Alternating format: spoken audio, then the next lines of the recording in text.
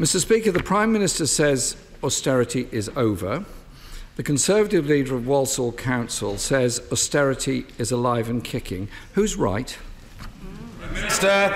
I say to the right honourable gentleman, indeed, after a decade of austerity, people need to know that their hard work has paid off, and because of their sacrifices, there are better days ahead. So we will be setting out our approach. We will be setting out our approach in the spending review next year. What does it mean? I'll tell him what it means. It means debt going down as a share of the economy and support for public services going up.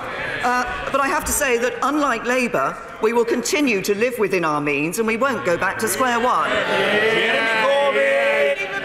Well, Mr. Speaker, this process hasn't been very convincing to Mike Bird, the Conservative leader of Walsall Council, who says, never ever believe what you hear from central government. Austerity is not over. Her MPs seem to have lost a lot of confidence in her and two of her councillors as well.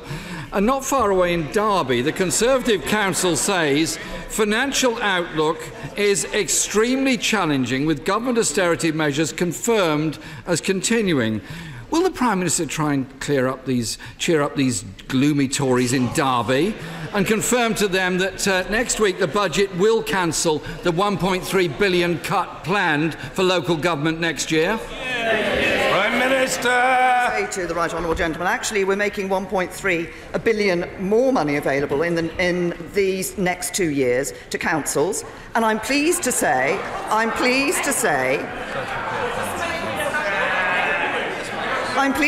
that council tax is down in real terms since under the last Labour government. But if he wants to sort of make statements about what should be in the budget, perhaps we ought to look at his past predictions. He said that our plans would mean 1 million people losing their jobs. What have we seen? 3.3 million more people in work. He said our plans would mean Greek levels of youth unemployment. And what have we seen? Youth unemployment is at a record low. So he'll find out what's in the budget next week. But there's one thing that we know for certain. Labour will still make a mess of the economy. Mr. Speaker, the Prime Minister didn't get round to mentioning the record numbers of people on 0 hours contracts. The record levels of in-work poverty, meaning people in work have to access a food bank, and wages lower in real terms than they were 8 years ago, and that her government has cut 49% from local governments since 2010. Exactly.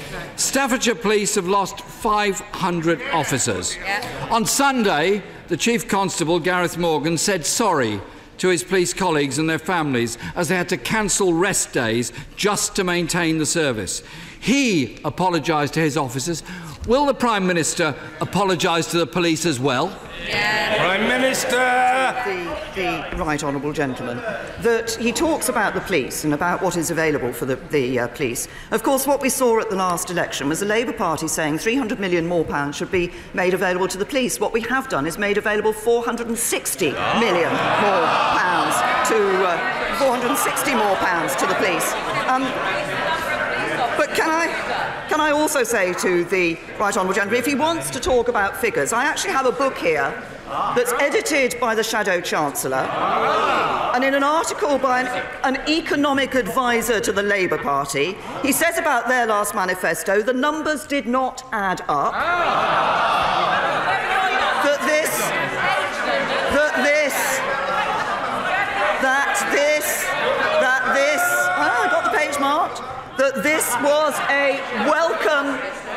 that this was a welcome feature and largely irrelevant.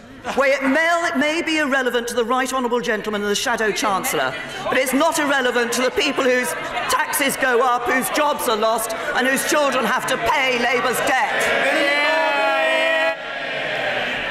Only one party costed their manifesto in the last election, and it wasn't the Tory party.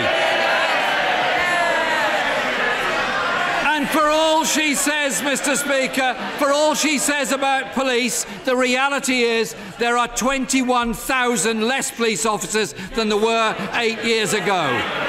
And she should listen to the Chief Constable of the West Midlands, who says criminals are taking advantage of these cuts. And I quote, "We're struggling to deliver a service to the public. I think the criminals are well aware of how stretched we are." 2 weeks ago, the Prime Minister told the House that people on universal credit will be protected. The very next day, the Secretary of State for Work and Pensions said some people will be worse off on universal credit. Yep. Which statement is true? Yep. Prime Minister. Can I remind the right honourable gentleman what I made clear to the House was that those people who are moved through the managed migration process onto universal credit will indeed have the protections of, I think it's around £3 billion of transitional protection. But let me just tell him what happens under universal credit. 200,000. Oh, the shadow Foreign Secretary says no, no, no, because they don't want to know what happens in terms of universal credit. 200,000 more people into work. 700,000 people getting the extra money they're entitled to, and 1 million disabled households get more money per month. We're not replicating the old system because the old system didn't work. This is a system that helps people into work and makes sure work pays. Mr. Speaker, I think the Prime Minister is completely out of touch with the reality of what universal credit is about. £50 per week worse off. Weeks waiting for the first payment when they move on to universal credit. People going into debt. People losing their homes. People stressed out beyond belief because they can't make ends meet and having to access a food bank just to feed their children. That is the reality of universal credit. Mr. Speaker, 8 years of Tory austerity means there are 40,000 nurse vacancies in the NHS. The numbers of students applying for nurse training has fallen by over 16,000 since the cut in the nurse bursary. The Prime Minister told us austerity is over. Will the government take the necessary step next week in the budget of restoring the nurse bursary so those who want to become nurses in our NHS can realise their ambitions? Prime Minister. The right honourable gentleman mentioned in universal credit the wait that people have in order to get their first payment. We announced in the budget last year that we were reducing the period of time that people had to wait for their first payment. And what did the right honourable gentleman and the Labour Party do? They voted against that change. Hypocrisy.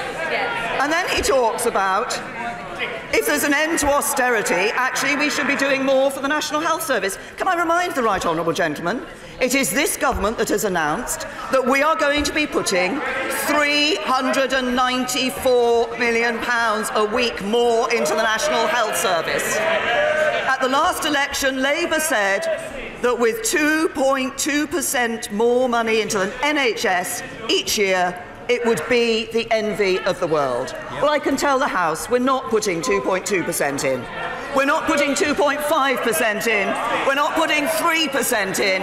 We're putting an extra 3.4% in with a long-term plan that will deliver for people up and down this country. Mr. Speaker, applications for nurse training dropped by 12% in September. That's the reality of taking away the nurse bursary. Yep. Those that want to become nurses cannot afford to go into debt in order to do a job they want to do, and we all need them to do.